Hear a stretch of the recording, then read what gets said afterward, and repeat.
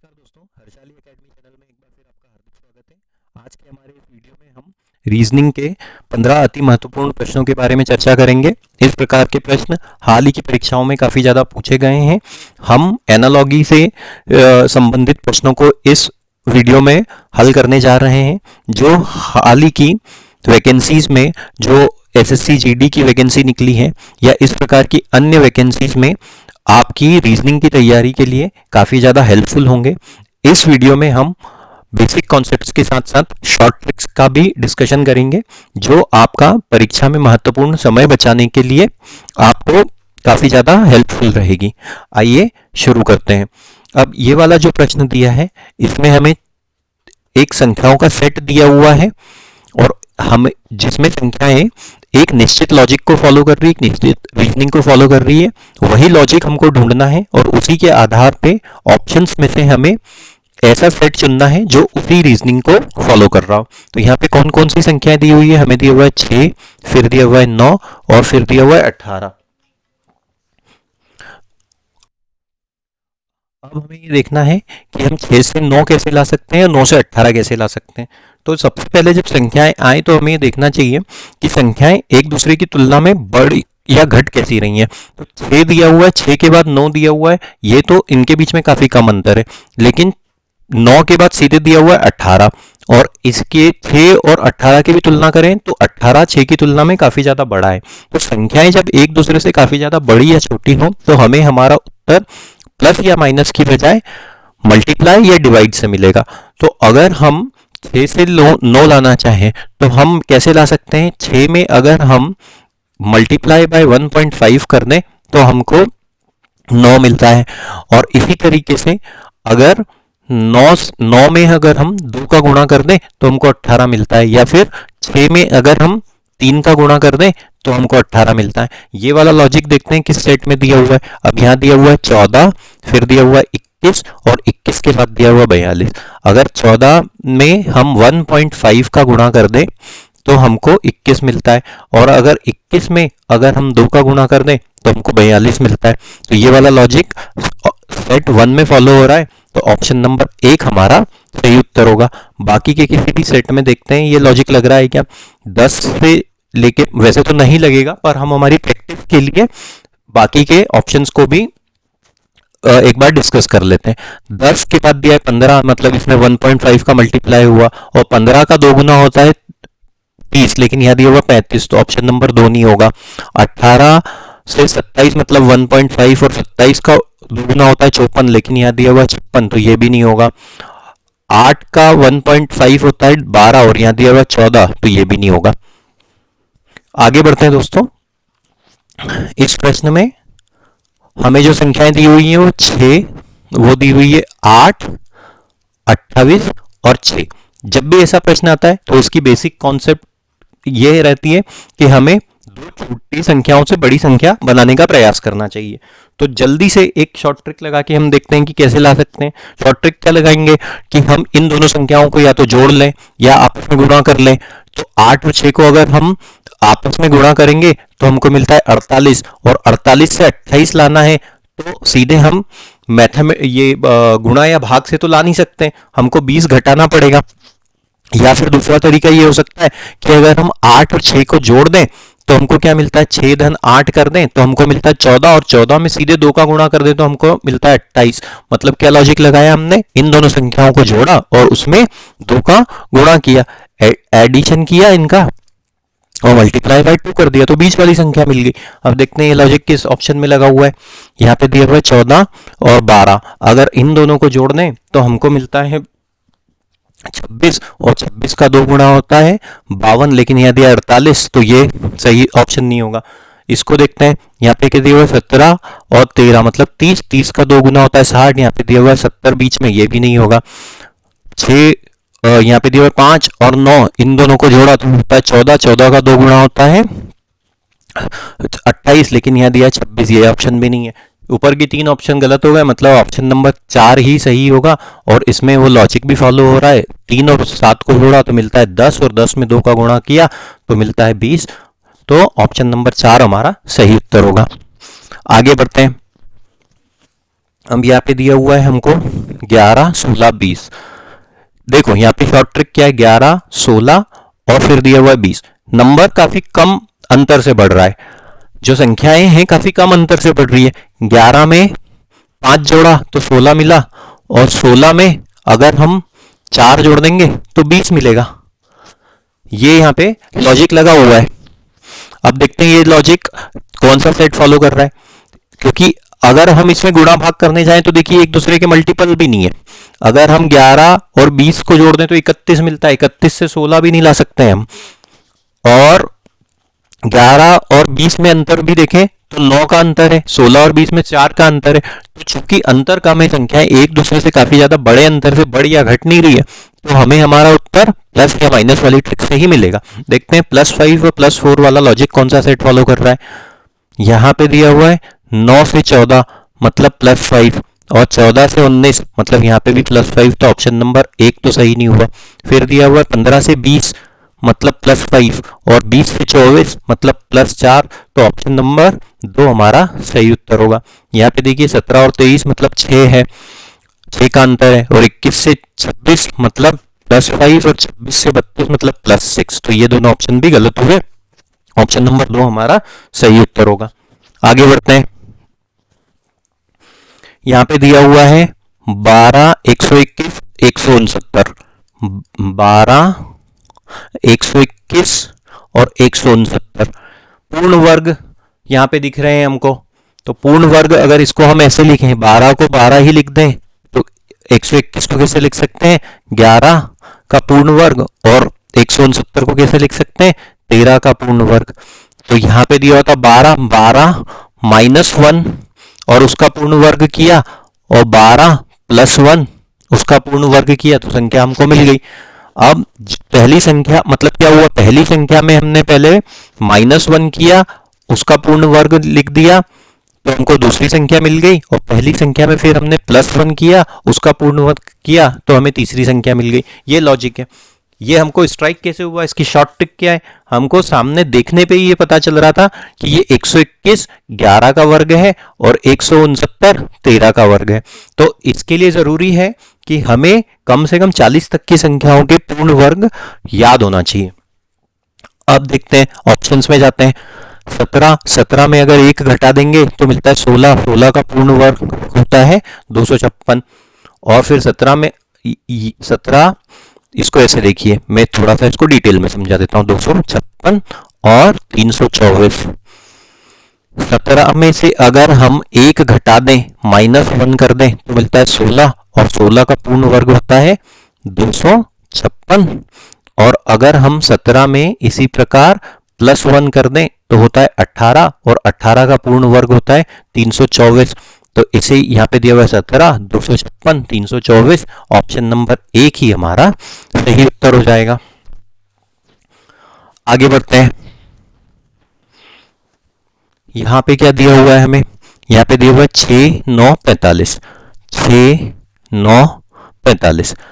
तो शुरू की ये जो दो संख्याएं काफी छोटी हैं, और हमने पिछले प्रश्नों में डिस्कस कर लिया है कि जब भी छोटी संख्याएं दी हो और बाकी की एक संख्या काफी बड़ी हो, तो इन दोनों छोटी संख्याओं से हमको बड़ी संख्या बनाने की कोशिश करनी चाहिए। तो अब और एक दो और चीज का ध्यान रखना है कि छोटी संख्या और बड़ी संख्याओं के बीच का अंतर काफी ज्यादा है, तो हमें हमारा उत्तर या तो मल्टीप्लिकेशन से मिलेगा, या डिवाइड करने से मिलेगा, या फिर वर्ग से या घन से मिलेगा। तो अब देखते हैं, इन दोनों को अगर हम आपस में जोड़ दें, 9 और 6 को आपस में जोड़ दें तो मिलता है 15, और 15 में अगर हम 3 का गुणा कर दें तो मिलता है 45। देखते हैं ये वाला लॉजिक कहाँ पे लगा हुआ है। अब देखते हैं, 8 और 10 को अगर हमने जोड़ा तो मिलता है 18, और 18 में अगर हम 3 का गुणा कर दें तो मिलता है 54, मतलब ये लॉजिक यहाँ तो नहीं लगा हुआ है। अब देखते हैं, 6 और 8 को जोड़ा तो मिलता है 14, 14 में अगर हम 3 का गुणा करें तो होना चाहिए 42, यहाँ पे भी नहीं लगा हुआ है। 8, 2 और 8 होते हैं 10, 10 में अगर हम 3 का गुणा करें तो मिलता है 30, यहाँ पे दिया हुआ 46। 7 और 4 11, 11 में अगर 3 का गुणा करें तो मिलता है 33, यहाँ पे दिया हुआ 48, तो ये लॉजिक यहाँ पे भी नहीं लग रहा है, मतलब और कोई लॉजिक लगा हुआ है। अब एडिशन वाला तो लगा नहीं, इन दोनों को हमने आपस में जोड़ा था, अब एक काम करते हैं, इन दोनों का गुणा करते हैं, तो 9 और 6 का गुणा करें तो मिलता है 54, लेकिन यह दिया हुआ है 45। तो हमें मल्टीप्लिकेशन से तो हमारा उत्तर नहीं मिल रहा है, हम वर्ग पे जाते हैं। अगर हम 6 और 9 लिखते हैं तो 6 का वर्ग करें तो मिलता है हमको 36, और 81 वर्ग होता है 9 का। इन दोनों का अगर हम अंतर निकालें, 81 में से अगर हम 36 घटा दें तो हमको क्या मिलेगा, 11, ये हो गया 5 और ये हो गया 4। मतलब इनके वर्गों का अंतर हमने निकाला तो हमें हमारी तीसरी संख्या मिल गई। अब देखते हैं ये लॉजिक कहाँ पे लगा हुआ है। ये पहले ऑप्शन में आते हैं। पहला ऑप्शन दिया हुआ है हमको 8, 10 और 36। 8 का वर्ग होता है 64, 10 का वर्ग होता है 100। इन दोनों को अगर हम इनका अंतर निकालें तो हमको मिलता है 36 ही मिलता है। तो ऑप्शन नंबर एक ही हमारा सही उत्तर होगा। बाकी पे भी करके देख लीजिए। बाकी में जैसे यहाँ पे होता है 64, 64 और इसका वर्ग होता है 36। 64 में से अगर 36 घटाएंगे तो हमें 60 नहीं मिलता है। इसी प्रकार 64 में से अगर हम 4 घटा दें तो हमें 46 नहीं मिलता है, और इन दोनों का अंतर भी 48 नहीं होता है। तो बाकी के तीनों ऑप्शन गलत है। ऑप्शन नंबर एक ही हमारा सही उत्तर होगा। आगे बढ़ते हैं। अब यहाँ पे क्या दिया हुआ है ये देखिए, 5, 135। पहली और दूसरी संख्या में एक निश्चित लॉजिक लगा हुआ है, उसी लॉजिक के आधार पे हमें दूसरी से तीसरी संख्या ज्ञात करनी है। अब 5 दिया हुआ है, 5 के बाद दिया हुआ है 135। सीधे काफी बड़ी संख्या दी हुई है, काफी बड़ी संख्या दी हुई है, तो हमें हमारा उत्तर या तो मल्टीप्लाई करने से मिलेगा या स्क्वायर या क्यूब से मिलेगा। 135 को अगर हम गौर से देखें तो ये 125 के काफी नजदीक है। 125 क्या होता है, 125 5 का घन होता है। 5 का घन होता है, 5 का घन क्या होता है 125, और 125 में अगर हम 10 जोड़ दें तो हमको 135 मिलता है। तो क्या लॉजिक है, जो पहली संख्या है उसका घन किया और उसमें 10 जोड़ दिया। अब देखते हैं ये लॉजिक के हिसाब से हमारे क्वेश्चन मार्क के स्थान पे क्या आएगा। हमें दिया हुआ है 7 और उसके बाद दिया हुआ है क्वेश्चन मार्क। 7 मतलब 7 का घन कर दें तो हमको क्या मिलता है 343, और अगर इसमें हम 10 जोड़ दें तो हमको मिलता है 353। अब देखते हैं 353 कौन से ऑप्शन में, ऑप्शन नंबर एक में 353 दिया हुआ है। उम्मीद करते हैं दोस्तों आपको ये प्रश्न पसंद आया होगा। आगे बढ़ते हैं। यहाँ पे क्या दिया हुआ है हमें, यहाँ पे दिया हुआ है 6, 8 और 3। 6 के सामने अनुपात में दिया हुआ है 8, और इसी के आधार पे हमें क्वेश्चन मार्क के स्थान पे आने वाली संख्या ज्ञात करनी है। अब 6 से अगर हमको 8 लाना हो तो हम कैसे ला सकते हैं। 6 से अगर हमको 8 लाना हो तो अगर हम सीधे +2 कर दें इसमें तो हमको 8 मिलता है। तो अगर इस हिसाब से 3 में अगर हम +2 कर दें तो हमको 5 मिलना चाहिए। 5 लेकिन हमारे किसी भी ऑप्शन में नहीं दिया है, तो ये वाला लॉजिक तो नहीं लग रहा है। अब 6 से 8 अगर हमको लाना हो तो बेसिक के हिसाब से अगर हम चलें, अगर हम इसको सीधे 6 लिखें और 6 में अगर हम 2 जोड़ दें तो हमको 8 मिलता है। अब 2 को हम इस 6 के रूप में कैसे लिख सकते हैं, हम इसको ऐसे भी लिख सकते हैं 6 + 6 बटे 3। अगर हम जो संख्या है उसमें अगर हम 3 का भाग दे दें तो हमको 2 मिल जाता है। ठीक है। अब ऐसे ही अगर हम यहाँ पे देखें 3 है, 3 के सामने हमको क्वेश्चन मार्क के स्थान पे आने वाली संख्या याद करनी है, तो इसको हम कैसे लिखें, 3 धन जो संख्या थी उसके बटे में 3, मतलब ये ऐसा था x धन x upon 3 is equal to सामने वाला नंबर। तो यहाँ पे क्या है 3 धन 3 बटे 3। तो ये क्या हो जाएगा, ये दोनों कट जाएंगे, ये 1 हो जाएगा, 3 धन 1, तो ये क्या हो जाएगा 4, क्वेश्चन मार्क के स्थान पे 4। ऑप्शन नंबर 2 हमारा सही उत्तर होगा। इस तरीके के हमको बेसिक ट्रिक भी लगाने पड़ते हैं प्रश्नों को हल करने के लिए। आपको जरूरी नहीं है कि परीक्षा में हमेशा इस तरीके के प्रश्न आए, लेकिन ऐसे प्रश्नों की प्रैक्टिस से आप अपने नॉलेज के लेवल को और ज्यादा बढ़ा सकते हैं। इसीलिए इस प्रकार के वीडियो के साथ बने रहिए और अधिक से अधिक ऐसे प्रश्नों की प्रैक्टिस कीजिए। अब क्या दिया हुआ है हमें, अब हमें दिया हुआ है 6 34, 6 के सामने दिया हुआ है 34। अब हम इसको कैसे ज्ञात कर सकते हैं, ये हमको देखना है। 6 दिया हुआ है, 6 के बाद 34, मतलब काफी बड़ा नंबर है, संख्याओं के बीच का अंतर काफी ज्यादा है। अब 34 6 के वर्ग के पास में आता है, 6 का वर्ग क्या होता है 36 होता है। तो बस अब हमें एक ट्रिक ये, एक हिंट ये मिल रही है कि अगर हम पहली संख्या जो है 6 उसका वर्ग कर दें और उसमें से अगर हम 2 घटा दें तो हमको दूसरी संख्या मिल जाती है। ये सिंपल सा लॉजिक है।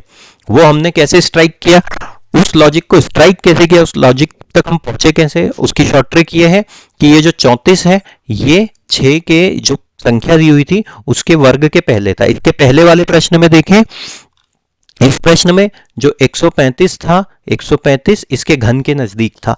तो जब भी घन या वर्ग के पास वाली संख्याएं आती है तो हमें घन या वर्ग की सहायता से ही हमें हमारा उत्तर निकालना चाहिए। अब क्या दिया हुआ है हमको, सामने दिया हुआ है 9, 9 का वर्ग क्या होता है, 9 का वर्ग होता है 81, और 81 में से अगर हम 2 घटा दें तो मिलता है हमें 79, 79। ऑप्शन नंबर 4 हमारा सही उत्तर होगा। आगे बढ़ते हैं। अब क्या दिया हुआ है 7, 7 के बाद दिया 56, 7 के सामने दिया हुआ है हमें 56। कैसे ज्ञात कर सकते हैं, सिंपल सा अगर लॉजिक लगाएं कि संख्या काफी ज्यादा बड़ी है, ये संख्या तुलनात्मक रूप से काफी बड़ी है, या तो मल्टीप्लाई से हमें उत्तर मिलेगा, या डिवाइड करने से मिलेगा, या घन से मिलेगा, या वर्ग से मिलेगा। तो अगर हम 7 में 8 का गुणा कर दें तो हमको 56 मिल जाता है। ये सिंपल सा लॉजिक, एक बिल्कुल लेमिन वाला लॉजिक देखते हैं। अब यहाँ पे 11 है, 11 में अगर हम 8 का गुणा कर दें तो मिलना चाहिए 88, लेकिन 88 किसी भी ऑप्शन में नहीं है, तो ये वाला लॉजिक तो नहीं लगेगा दोस्तों।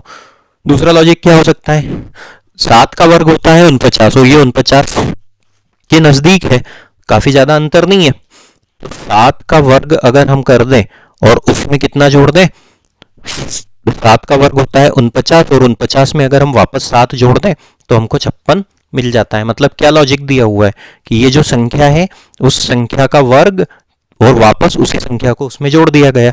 इसको इस तरीके से लिख सकते हैं, x का वर्ग धन x। अब यहाँ पे क्या दिया हुआ है, यही लॉजिक अगर हम लगाएं, 11, 11 का वर्ग होता है और उसमें वापस 11 जोड़ दिया जाता है, 11 का वर्ग है 121, इसमें 11 जोड़ दिया तो मिलता है 132। ऑप्शन नंबर 3 हमारा सही उत्तर हो जाएगा। आगे बढ़ते हैं। क्या दिया हुआ है 7, और 7 के सामने दिया हुआ है 329, 7 के सामने दिया हुआ है हमें 329। काफी ज्यादा बड़ी संख्या है, बड़ी संख्या है तो या तो घन वर्ग का या घन का या मल्टीप्लाई का लॉजिक लगेगा। 7 का घन होता है, ये हमको याद होना चाहिए। हमने वर्गों के बारे में चर्चा कर ली कि 1 से लेके 40 तक के हमको वर्ग याद होना चाहिए, और 1 से लेके 20 तक के कम से कम हमको घन याद होना चाहिए। 7 का अगर हम क्यूब करें, घन करें, तो हमको 343 मिलता है, और 343 और 329 में कितना अंतर है, 343 और 329 को अगर देखें तो इसमें 14 का अंतर है। मतलब जो संख्या दी हुई है, ये जो संख्या है इसका इस संख्या में का घन किया और उसमें से 14 घटा दिया तो हमें हमारा दूसरी संख्या मिल गई। अब इसी प्रकार से अब देखते हैं यहाँ पे क्या दिया हुआ है 9, तो 9 का घन किया हमने तो ये हो जाएगा 9 का घन माइनस 14। 9 का घन होता है 729, और उसमें से अगर हम 14 घटा देंगे 729, और अगर उसमें से 14 घटा देंगे तो 715 मिलता है। लेकिन यहाँ पे देखिए, यहाँ पे 715 ऑप्शन में नहीं है। इसको हम इस तरीके से भी लिख सकते हैं, ये जो 14 है इसको हम 7 गुणित 2 भी तो लिख सकते हैं। तो यहाँ पे हम ये वाला लॉजिक लगाएं कि 9 गुणित 2, 9 गुणित 2 अगर हम कर दें तो 9 गुणित 2 होता है 18, 729 माइनस 18 बराबर 711। तो क्या लॉजिक था यहाँ पे, लॉजिक ये था कि जो संख्या दी हुई थी, मान लेते हैं x, तो दूसरी संख्या कैसे मिल रही थी, x का क्यूब माइनस 2x। ये वाले लॉजिक के साथ हमें हमारा उत्तर मिल रहा था। आगे बढ़ते हैं। 27 दिया हुआ है, उसके सामने दिया हुआ है 125। संख्याएं काफी ज्यादा बड़ी हैं और 27 और 125 हम जानते हैं पूर्ण घन है। 27 किसका पूर्ण घन है? 3 का है। और 125 किसका पूर्ण घन है? 5 का है। ये 5 का पूर्ण घन, ये 3 का पूर्ण घन, मतलब 3 और धन 5 मतलब +2 हुआ। और अब यहाँ पे क्या दिया हुआ है? 343। 343 हम जानते हैं किसका पूर्ण घन होता है? 7 का। तो 7 है यहाँ पे। 7 में जैसे यहाँ पे +2 हुआ था, तो अगर हम 7 को यहाँ पे +2 कर दें तो 9 मिलता है। और 9 का पूर्ण घन होता है 729। ऑप्शन नंबर 3 हमारा सही उत्तर होगा। आगे बढ़ते हैं। अब यहाँ पे क्या दिया हुआ है? 18 और 18 के सामने दिया हुआ है 57। 18 के सामने दिया हुआ है 57। संख्याओं के बीच में अंतर काफी ज्यादा बड़ा है, तो मल्टीप्लिकेशन से ही हमें हमारा या क्यूब से या फिर स्क्वायर से हमारा उत्तर मिलेगा। 18 से अगर हमको 57 ज्ञात करना हो तो क्या करना पड़ेगा? 18 में हम 57 ज्ञात करने के लिए 3 का गुणा करेंगे प्लस इंटू 3, और फिर तो हमको मिलता है 54, और फिर से 3 जोड़ देंगे तो हमको 57 मिलेगा। मतलब क्या लॉजिक लगा यहाँ पे? जो संख्या है x में हमने 3 का गुणा किया, 3x लिखा प्लस 3 कर दिया। इस तरीके का लॉजिक यहाँ पे लगा हुआ है। तो देखते हैं ये वाला लॉजिक कौन सा सेट फॉलो कर रहा है। 26 और 75। 26 का 3 गुना 75 से काफी से बड़ा होता है, तो यहाँ पे 3x प्लस 3 वाला लॉजिक तो लगेगा नहीं, तो ये ऑप्शन नंबर 1 तो गलत हुआ। 24 में अगर हम 3 का गुणा करें तो हमको 72 मिलता है, ये लॉजिक भी यहाँ पे नहीं लगेगा। अब उसके बाद और आगे बढ़ते हैं। 14 में अगर हम 3 का गुणा करें तो मिलता है 42, और 42 में अगर हम वापस 3 जोड़ दें तो होता है 45। मतलब ये वाला लॉजिक भी यहाँ पे काम नहीं कर रहा है। तो अब आखिरी के ऑप्शन पे चलते हैं। 28 है। 28 के साथ अब हमको क्या दिया हुआ है? 28 का अगर हम 3 गुणा करें तो हमको मिलता है 84, और उसमें अगर हम 3 जोड़ दें तो हमको मिलता है 87। ऑप्शन नंबर 4 हमारा सही उत्तर हो जाएगा। आगे बढ़ते हैं। यहाँ पे क्या दिया हुआ है? अब हमें 14 के बाद दिया 200। 14 और उसके सामने अनुपात में दिया हुआ है 200। अब फिर से वही हमारा शॉर्ट ट्रिक क्या बोलता है? शॉर्ट ट्रिक ये बोलता है कि हमें हमारा उस संख्या को देखना है, अगर संख्याओं के बीच अंतर ज्यादा है तो हमें मल्टीप्लिकेशन या स्क्वायर या क्यूब वाला या डिवाइड वाला हमको कॉन्सेप्ट लगाना है। तो अब देखें 14 के सामने दिया हुआ है 200। अब 14 का जो वर्ग होता है वो क्या होता है? 14 का जो वर्ग होता है 196 होता है, और 196 में क्या हुआ है? अगर हमने 4 जोड़ दिया है तो हमको 200 मिल गया है। मतलब जो संख्या दी हुई थी x का वर्ग किया हमने और उसमें 4 जोड़ दिया तो हमें हमारी दूसरी संख्या मिल गई। हमें यहाँ पे क्या दी? अब कौन सी संख्या दी हुई है? 18। 18 का अगर हम वर्ग कर दें तो हमको मिलता है 324, और उसमें अगर हम 4 जोड़ दें तो मिलता है 328। ऑप्शन नंबर 1 हमारा सही उत्तर होगा। आगे बढ़ते हैं। इसमें हमें अल्फाबेट्स के ग्रुप दिए हुए हैं जिनमें जो लॉजिक लगा हुआ है। तो अल्फाबेट के ग्रुप जब भी हमारे सामने आते हैं हमें प्लेस वैल्यू की कॉन्सेप्ट की हेल्प लेनी चाहिए। प्लेस वैल्यू की कॉन्सेप्ट क्या होती है? हम जानते हैं ABCD, और इस प्रकार अंत में XYZ करके 26 लेटर होते हैं अंग्रेजी वर्णमाला में। हर एक की प्लेस वैल्यू ऐसे लिखी जाती है: A की 1, B की 2, C की 3, D की 4, और इसी प्रकार से आगे बढ़ते हैं। X 24, Y 25, Z 26, और ये तो फर्स्ट सीरीज की प्लेस वैल्यू होती है। सेकंड सीरीज की प्लेस वैल्यू क्या होती है? जब हम इसको और आगे बढ़ाएं, फिर Z के बाद फिर से A B C और ऐसे आगे बढ़ते जाए, तो यहाँ पे A की प्लेस वैल्यू फिर से 27 हो जाएगी, B की 28 हो जाएगी। इस प्रकार से ये सेकंड सीरीज प्लेस वैल्यू बोलते हैं। ये फर्स्ट सीरीज प्लेस वैल्यू हो गई A से लेके Z तक की फर्स्ट सीरीज वाली। हाँ, अब क्या दिया हुआ है हमें? A Z B, उसके सामने क्या दिया हुआ है? C Y D। A की प्लेस वैल्यू होती है 1, Z की होती है 26 और B की होती है 2। C की प्लेस वैल्यू होती है 3, Y 25 और D 4। तो 1 से लेके 3 तक आए मतलब +2 हुआ, z 26 से लेके 25 तक आए मतलब -1 हुआ, और 2 से लेके 4 आए मतलब +2 हुआ। तो +2 -1 +2, ये लॉजिक लगा। अब यहाँ पे क्या दिया हुआ है, ई एक्स एफ, ई मतलब 5, x मतलब 24 और f मतलब 6। +2 करेंगे तो ये हो जाएगा 7, -1 करेंगे ये हो जाएगा 23, और +2 करेंगे तो ये हो जाएगा 8। 7 पे कौन सा लेटर आता है, 7 पे आता है EXF, 7 पे आता है F, 23 पे आता है W, 7 पे आता है G, माफ कीजिए, और 23 पे आता है W और 8 पे आता है H। GWH हमारा सही उत्तर होगा। ऑप्शन नंबर 1 हमारा सही उत्तर है। आगे बढ़ते हैं, क्या दिया हुआ है यहाँ पे, A F और उसके सामने दिया हुआ है हमें एक K दिया हुआ है, एक K और उसके सामने दिया हुआ है F P। A की प्लेस वैल्यू 1, K की प्लेस वैल्यू 11, F की प्लेस वैल्यू 6 और P की प्लेस वैल्यू 16। क्या हुआ है यहाँ पे, +6 +5 हुआ है, 1 से लेके 6 मतलब +5 और 11 से लेके 16 मतलब +5। तो अब क्या है यहाँ पे, XD है, XD, X मतलब 24 और D मतलब 4, +5 करेंगे तो ये क्या हो जाएगा 29 और +5 करेंगे तो ये हो जाएगा 9।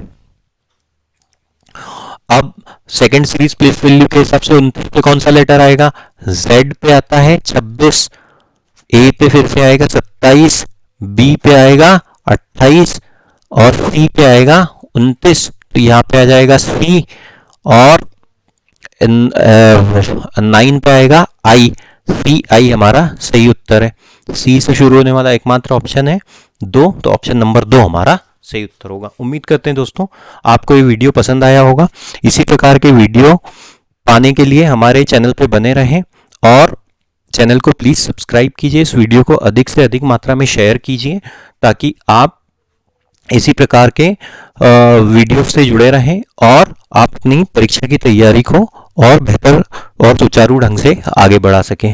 Thank you.